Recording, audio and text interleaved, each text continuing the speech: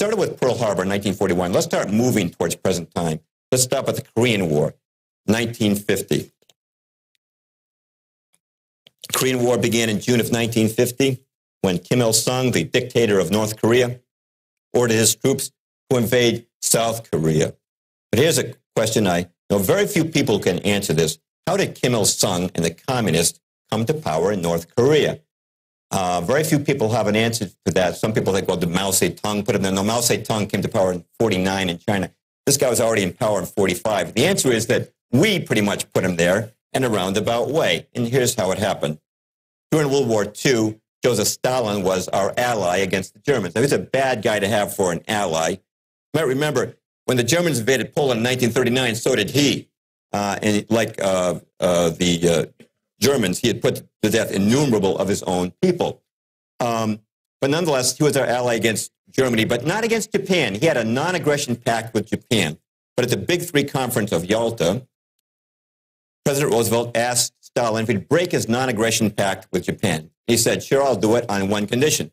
The United States has to supply everything my Far Eastern Army will need. All the planes, tanks, jeeps, trucks, weapons, and food. You do that, and I'll send my army to fight the Japanese in the Far East. And Roosevelt agreed. And 100 American ships that were supposed to deliver supplies to U.S. GIs in the Pacific were diverted to the Soviet Union. Now, this has to go down as one of the worst foreign policy moves of all time. When does Stalin move into China to, quote-unquote, fight the Japanese? After we've already dropped the atom bomb on Hiroshima. The Japanese surrendered less than a week away. There's no need to have Stalin come into that theater of the war. But there he goes, and he captures the Japanese surrendered munitions without having to fight for them, and he turns those, as well as American Lend-Lease supplies, over to Mao Zedong for the overthrow of the nationalist government. But what about Korea? We're talking about Korea. Well, Korea until now has been a protectorate of Japan, a colony of Japan. What to do with it after the war? Well, as we'll see tonight, America's most influential journal of foreign policy is called Foreign Affairs. In 1944, Foreign Affairs ran an article called Korea in the Post-War World. What they proposed was that after the war, Korea should be divided into a trusteeship. This same deal, you recall, was given to Germany after the war. Germany was divided into East and West, right? We and the Allies got the West, and the Russians got the East. Foreign Affairs proposed the same deal for Korea. They said that after the war, we should take over the South, and our noble co-victors in the Pacific, the Soviets, should get control of the North. Well, that proposal was put to Stalin by Harry Truman at the Potsdam Conference, and naturally he accepted. But I want to stress, this is an American idea. This is an American idea. Now, some people I like to become my own critic once in a while, might say something like this. Now, Mr. Perloff, look, sir, you have to understand, the guys who make our foreign policy are just good Joes like you and me. But sometimes they make mistakes, like all good Joes. Mr. Perloff, have you ever made a mistake? You have? Oh, what a surprise.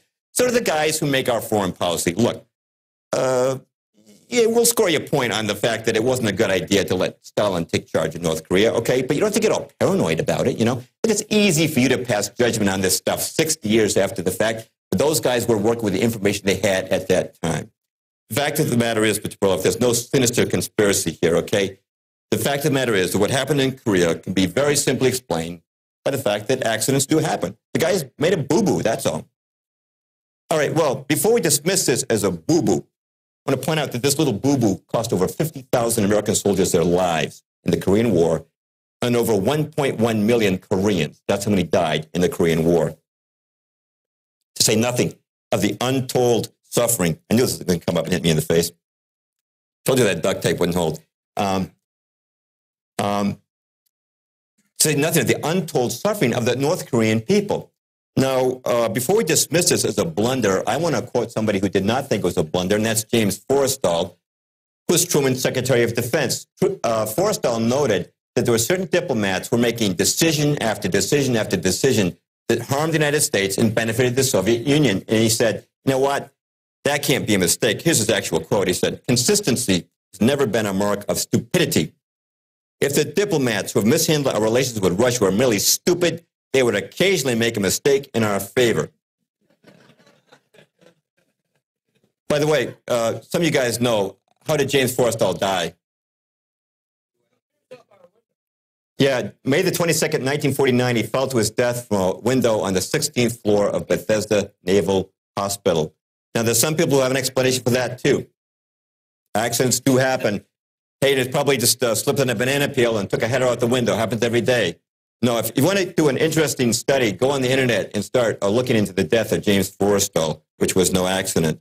But let's go on now to the Vietnam War. Now, what was the name of the